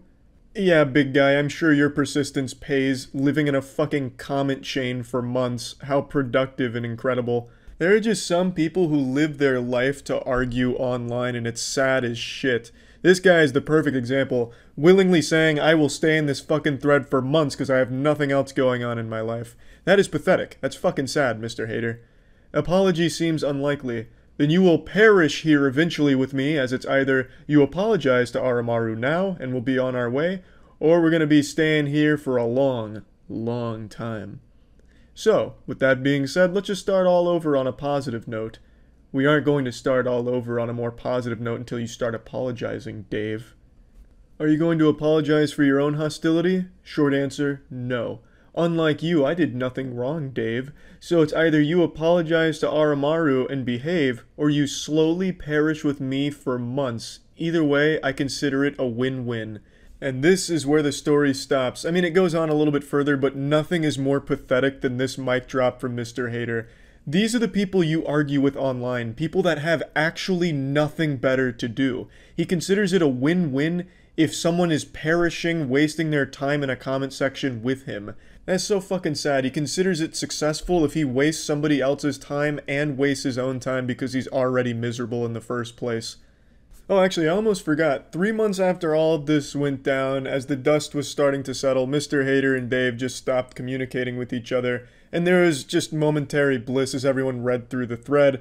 And then Yoshi comments, tagging Aramaru, and Aramaru's been tagged this entire time. Yoshi just points out it's been 10 months, but 64 really good, kind of basic, Thousand Year Door, bop, and all this. Just kind of breaks down his opinion of the music. And then Aramaru, from out of fucking nowhere, comes out of retirement to deliver one of the most powerful conclusions to any story ever given. I don't give a fuck about your opinion, this song is still shit. What a beautiful way of wrapping all of this up. But yeah, anyway, the last interaction between our main characters was 4 months ago. From what I checked today, there wasn't any new developments that I noticed. A few more people have been made aware of this because it was posted on Twitter, that's how I found it. And this has just been truly a joy, delightful to read through. So just keep all this in mind next time you think you're confident enough to leave an opinion on a Paper Mario song. That's about it. See ya. Hey there, you having a good day? Well, fuck you, because everyone on this subreddit isn't. And you know why they're not having a good day? Because they read or saw something that had a dog in it. Today I'd like to cosplay as those hands that drag you down to hell, but I'd like to drag you to a place that's even more joyless than hell. It's a subreddit dedicated to this crazy hate of dogs. Just the fact that dogs exist bother these people to their very core and ruin their day. God forbid if they see like a Facebook post with a dog in it, or if they hear a dog bark, they go like a fucking full Winter Soldier episode and leave like a 9-paragraph post on this subreddit complaining about it and how dogs should be euthanized out of the world or some shit. It's crazy. I'm not going to say the subreddit's name because I don't want them harassed or anything. Plus, I'd like to preserve it as this nice little specimen for the lunacy to check in on. So I don't want it contaminated and polluted. So please, if anyone finds it, don't go out of your way to ruin it. But there's this whole subreddit dedicated for people to go in there and just vent about how much they hate the fact that dogs exist and tell their stories of when they encountered dogs and how they wanted to kill them or stuff like that, or why dogs shouldn't exist, etc. It is so sad. So unbelievably sad. Now, this also exists for cats, but today I want to focus on the dog one because they're a lot more hateful for some reason. Now, just in case one of these people from the subreddit is watching this video, I'm going to go ahead and call in one of my dogs. Just the sight of a dog makes these people just fucking melt. It's like taking sunlight to a vampire, like rubbing garlic in their face. Kata, come here. Kata! Good girl. What a good girl. Yes. Alright. Now, please, hop up. Join me as we take a look at the most unhappy subreddit on all of Reddit. Good girl. I'd like to start with the most reasonable of everything on the subreddit. So this is, I downvote anything with a dog in it. They go on to explain they're tired of seeing dog content. You know, there's nothing wrong with not liking dogs. You don't have to fucking love dogs or animals in general for that matter. But to go out of your way to make a whole subreddit and multiple posts talking about how much you actively hate dogs and the fact that dogs exist, that's pretty insane. Like, that's pretty wild shit. To just be so bothered by the fact that dogs exist in the world is such a weird thing to harp on. Like, what's next? Are you gonna be outraged at the fact that you can't see air with your own two eyes? Just fucking weird. But anyway, like with everything on the internet, the comments is where shit really pops off, so I'll read a couple.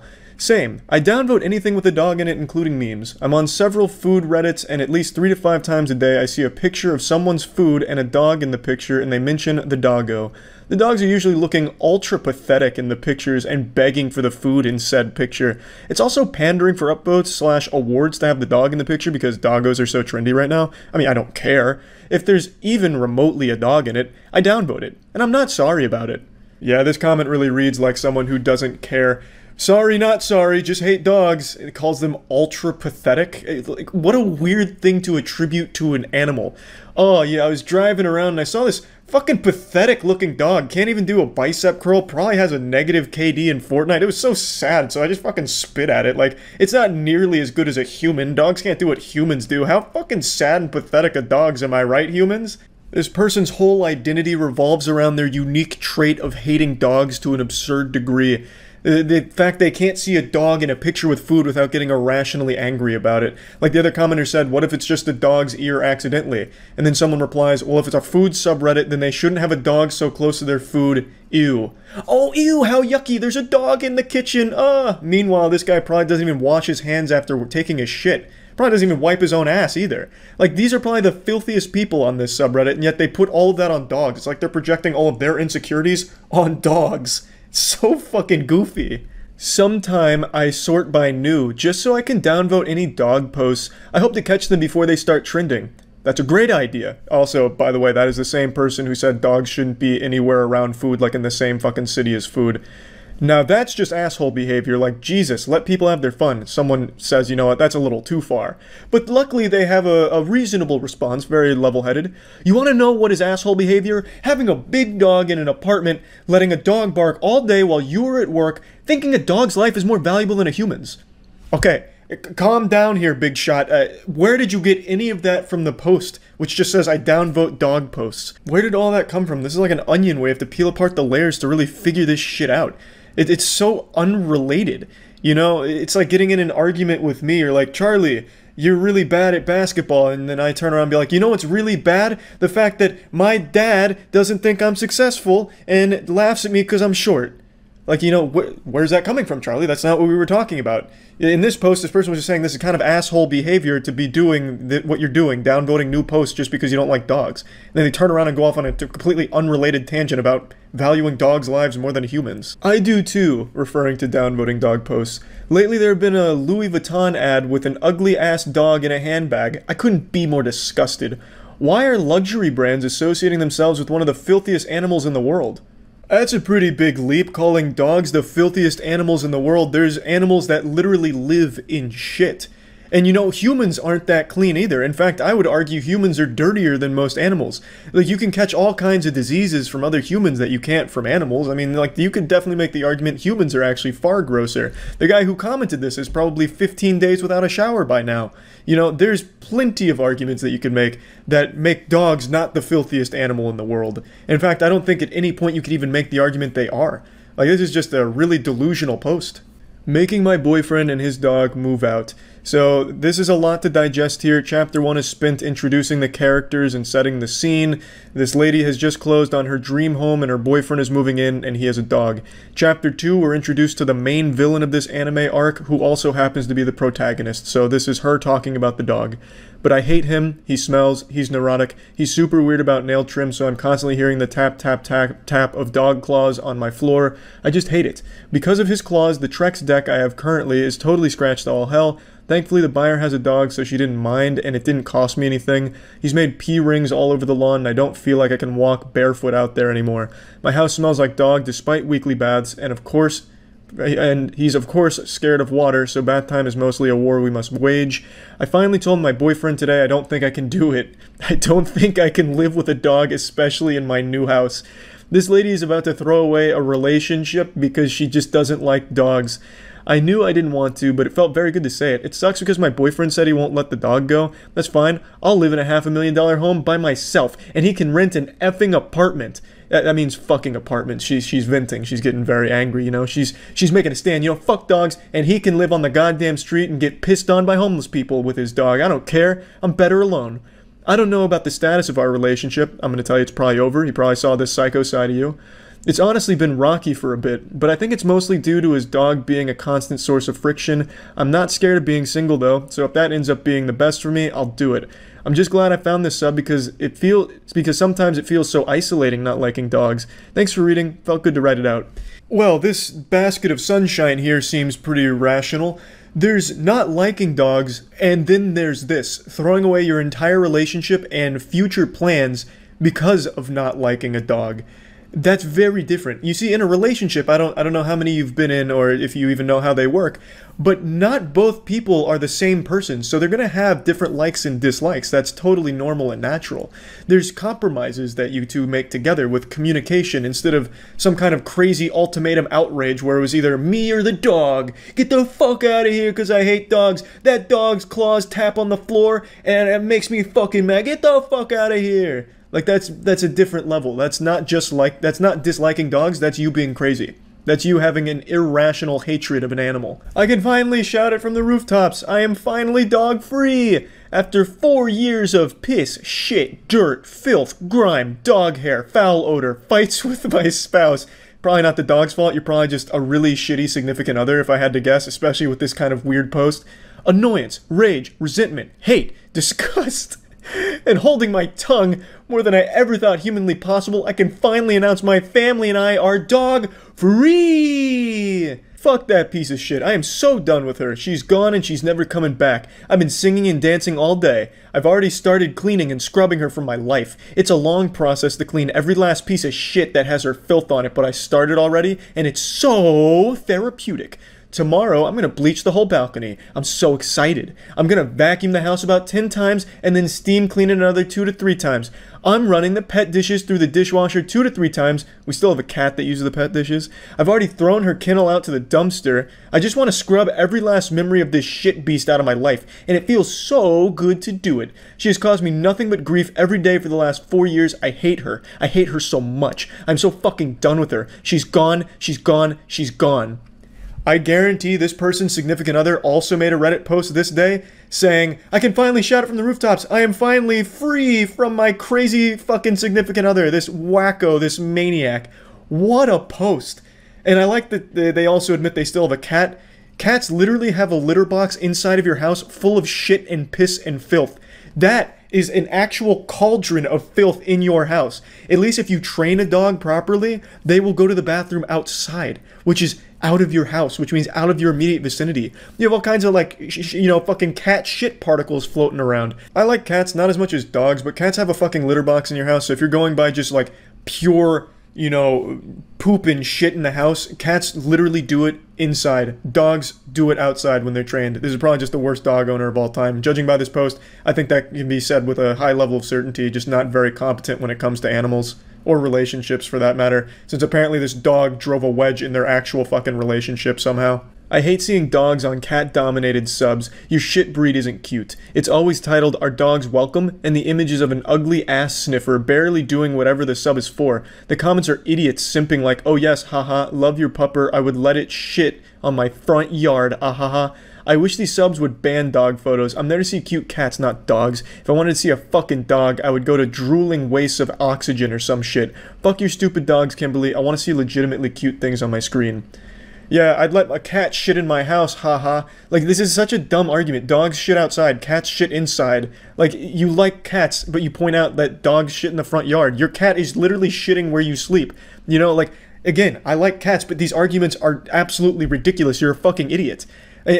Not liking dogs is one thing. Not liking dogs on a cat sub, totally reasonable. But to take it to an extreme, it makes no sense. There's so much on this subreddit. I only shared with you the top posts of the last year because I don't want to get too deep into it, so I just wanted to share the top post recently for the year. It's crazy. All of them also play this victim card where it's like, we're crucified for not liking dogs. People just can't accept that some people just don't like dogs. No, you fucking lunatic. No one is mad at you for not liking dogs. It's taking it to this crazy extreme where you make it your whole personality trait or the deciding factor in a relationship.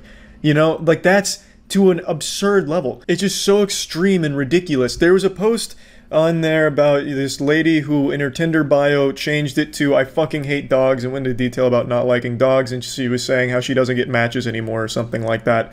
It has nothing to do with the fact that it's dogs. It's the fact that you have this crazy hatred for something that you're just so willing to just wear on your sleeve. Like, change that whole thing. Instead of it being like, I fucking hate dogs, change it to something, you know, I fucking hate Pepsi. If you wrote a paragraph about how much you fucking hate Pepsi, people would still look at you the same way and think you're weird. It has nothing to do with the fact that it's dogs. It's the fact with how hard you go in this hatred for it. Like, it's so weird. That's why people often look at you as like a circus act or like something goofy to read and be surprised about. To hate an animal to this level. There's plenty of things to not like about dogs. Sure, you know, some dogs are aggressive. Maybe you had a bad experience with a dog. People have died from dog maulings. Yeah, that's absolutely happened. It's happened with cats as well, which they all, well, not all, but a lot of them on this subreddit seem to like cats, but it's also happened with cats too. Like, it happens. So there is things to not like about it, so no one really blames you if you're not a huge fan after having an experience or reading something that scared you. But to have this level of fixation on your hatred for an animal is crazy. There's a lot of posts in here where they celebrate when they get dogs taken away from their owners or get their neighbors kicked out for having dogs in a neighborhood. There's a lot of posts about that. Now, some of them actually were pretty decent. Like, there were owners of a dog that weren't treating the dog well, and they got the dog separated from the owner, so maybe the dog can find a better home. Those are fine. But then there's other posts cheering him on, like, my neighbor's dog barks a lot, so I called the police on him, hoping that the dog would get shot by the police. Like, that's the craziness that people look at you and raise an eyebrow at. It's not the fact that you're not a huge fan of dogs. It's to have everything about you be hating dogs is weird. And that's why people find you to be this interesting specimen to read about on Reddit. So yeah, anyway, that's about it. See ya. Did you see the drama about a Boston Marathon runner shitting in a dude's yard? The dude complained on Reddit, and then the Boston subreddit defended the runner that shit in the dude's yard. I'll check it out. Okay, so this is kind of like the patient zero here. One of the marathon runners just took a shit in my yard. Video inside. Looks like there was hard evidence here. No questions to be asked. They couldn't have tried to blame it on like an animal or something. There was apparently porta potties throughout the route. Man, everything's fucking deleted. This one's not. Someone said it's an emergency. Why would you approach her during this? It was probably embarrassing. She took a shit in his yard. OP responded by saying she should have the courtesy of not shitting on my lawn. There's no possible way her actions can ever be justified. I'm on OP's side here. Like, you can shit other places. There's porta potties throughout there. Plenty that you can do. But yeah, the comments are more on the side of the runner. I think this is one of those astronomically rare circumstances where it can actually be justified. What do you want to happen now? Don't fuck up this woman's life because she didn't want to shit herself. Just don't shit in his lawn. What do you mean, what do you want to happen now? Put her on blast. This lady just fucking shit in my yard. Why? Did she pick up the shit after? No. She left it there and continued running based on the other comments I've seen. Oh my god. Wait, these comments, this is like the most Reddit shit I've ever seen. The comment said, OP should take a lesson from this post. Being a decent human actually requires some effort. On her part, like, just to have the decency not to shit in the yard. Yeah, here it loaded. Yes, you have some ground to stand on because this person... Yes, you have some ground to stand on, too, because this person, some personal shame. But what else do you get from it? And all of OP's responses there are so focused on my, and even stating in no circumstances is this justified, quite showing of how this person is developed. No, yeah, obviously he has some ground to stand on, but that ground is covered in shit. That's the problem. What the fuck? So focused on my. Yeah, it's his fucking yard that she started shitting on. This is crazy. This is crazy. At least this one's got downvotes. The other one was updated. But he probably got downvoted because of terrible grammar. His grammar was more shit than that lady's ass. So they probably downvoted for that, because the other ones are updated. At least we're getting to a point where some of these awful takes are fucking downvoted. Damn, OP, you didn't even offer the bathroom. Boo. Right? That's the humane thing to do. Do you want to clean up in my house? You're right, OP should have been out there with his baby wipes helping her wipe her ass. Maybe get her some Imodium and water while he's at it. Shut the fuck up. You can invite some stranger into your house after she poops in your lawn. Finally, a man in the Boston subreddit with a fucking brain in between their ears. Yeah. What are you talking about? Didn't even offer the bathroom. What's he supposed to do? Be monitoring his ring at every hour of the day, making sure there's not some vigilante pooper coming through? Like fucking rushes out there and cradles her like a baby, dragging her to the bathroom? Like, what the fuck are you talking about? What kind of chaos? What kind of madness? What world are we living in? What kind of fantasy? Please, madam, come inside. Use my toilet. Use my facilities, quick. Put your sphincter away. There's better choices. Don't embarrass yourself. Again, at least this one has downvotes. You're acting like someone pooped in your yard for fun. She's running a marathon and didn't know what to do. It's not like she could just go home. Yeah, it's gross, but she was probably already embarrassed about the situation. Fucking hold it till you get to the porta potties, or even at the, even at the bare minimum, just shit on public property. Like shit on the street. Just anywhere else. At least bury it. And if, you know what, and I'll go a step further. If you're going to shit in someone's yard, at least have the decency to pick it up. Like a dog. Marathon runners shit their pants all the time. Half the sport is being able to push your body to the limits and accept the consequences. I don't know how common it is, but there is an iconic photo of a marathon runner who's approaching the finish line with fucking doo-doo running down both of their legs. And they have like this really grimaced expression on their face. Actually just covered in more shit than like a baby who filled their diaper. The video is on Twitter. Let me see. You can't really see anything. This guy's got a huge front lawn. Some people also came around the corner and caught her in the act. I don't know if those are like marathon judges making sure no one poops themselves or something, like the goddamn defecation police, but like 2 people come around the corner and actually watch her shit on this man's lawn. Did she not wipe? Well, she didn't pack baby wipes or toilet paper for the marathon. She didn't expect to be shitting in it. Tactical shit drive-by. Yeah, looks like it. But yeah, she just leaves it. Doesn't even look like she makes an attempt to clean it up. That is foul.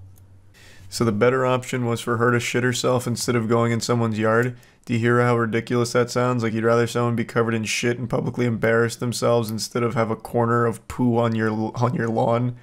It's literally part of the sport. Nearly 60% of marathon runners report shitting themselves. I think you're pulling this out of your ass. This stat is just as shitty as this woman in the yard. Like, I don't believe that. But yeah, there's a couple of other options.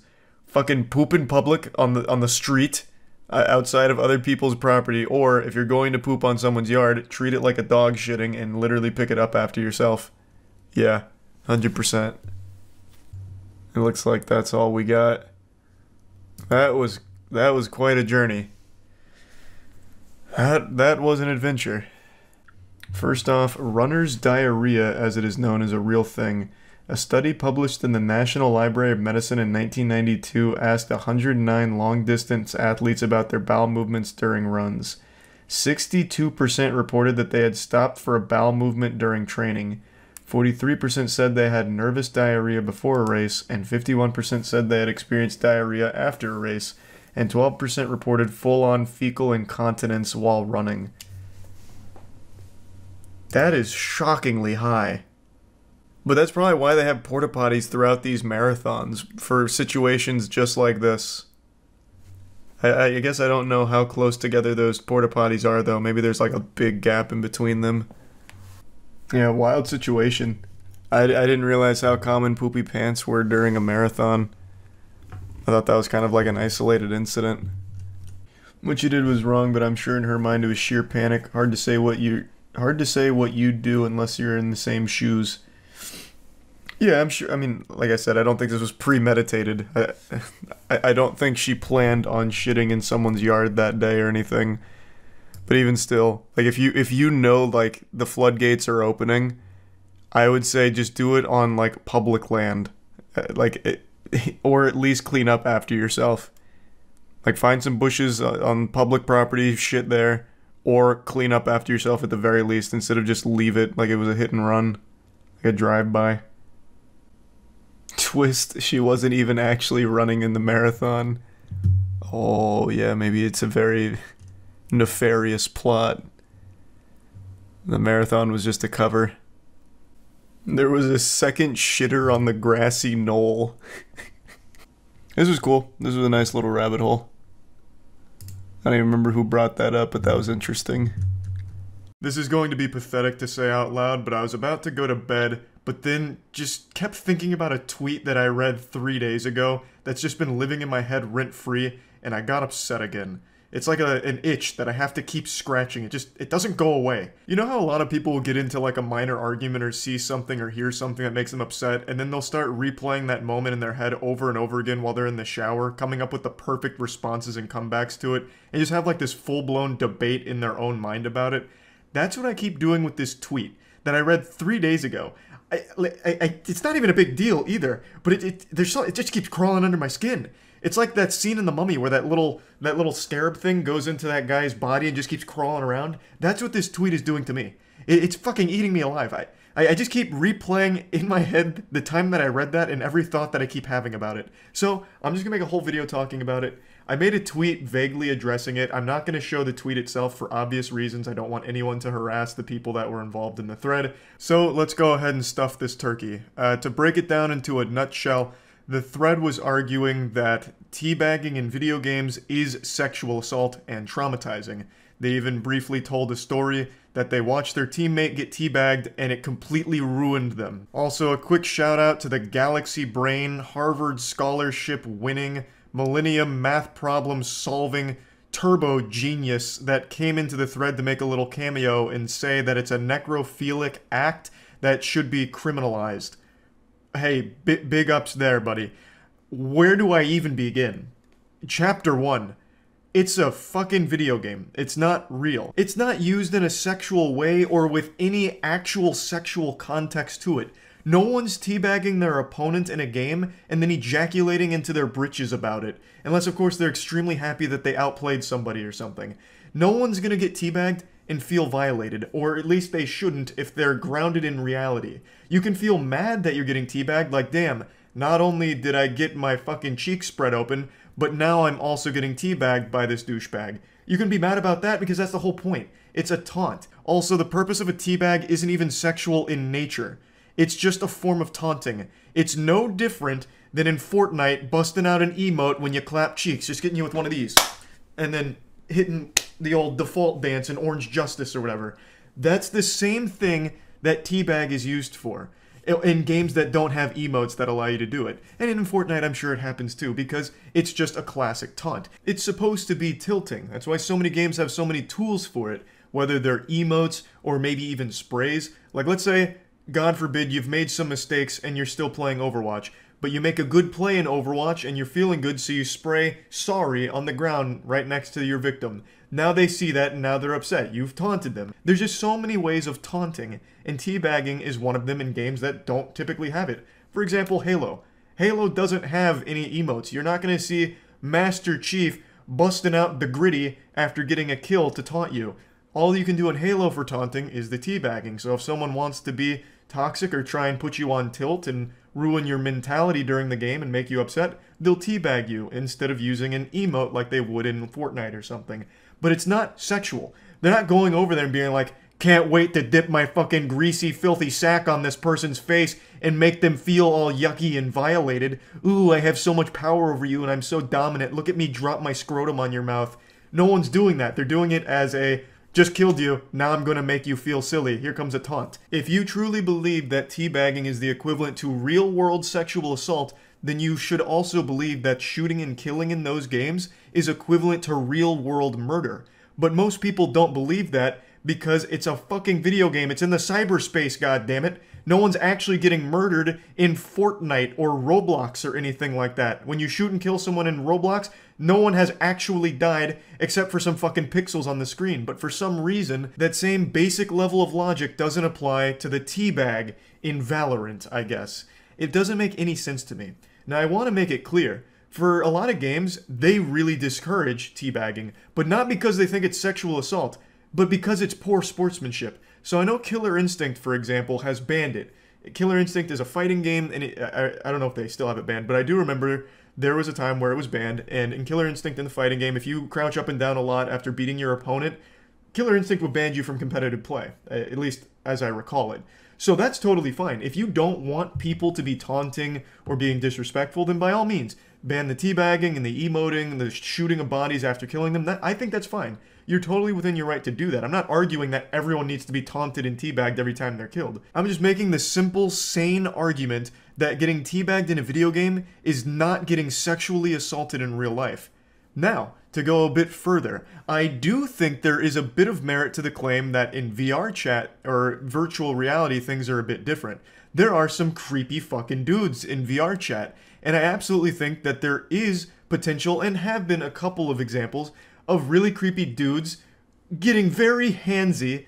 Handsy is a term I'm using loosely because it's VR, but getting really weird and up in people's face and personal space in the virtual world, and I do think that can border on sexual harassment and can actually make people feel violated because you are really like in there. VR is a pretty different experience than to like a Valorant. So I can absolutely understand and sympathize with someone that might go into virtual reality space and encounter some grimy, grody, Cheeto-dusted, fingered, shit-stained, underweared, mouth-breathing, creepy guy that follows them around and makes disgusting remarks about how he's touching himself while also touching your avatar in the game, never leaving you alone, and just being all up in your shit, then yeah, I completely agree that is like actual sexual harassment and all of that.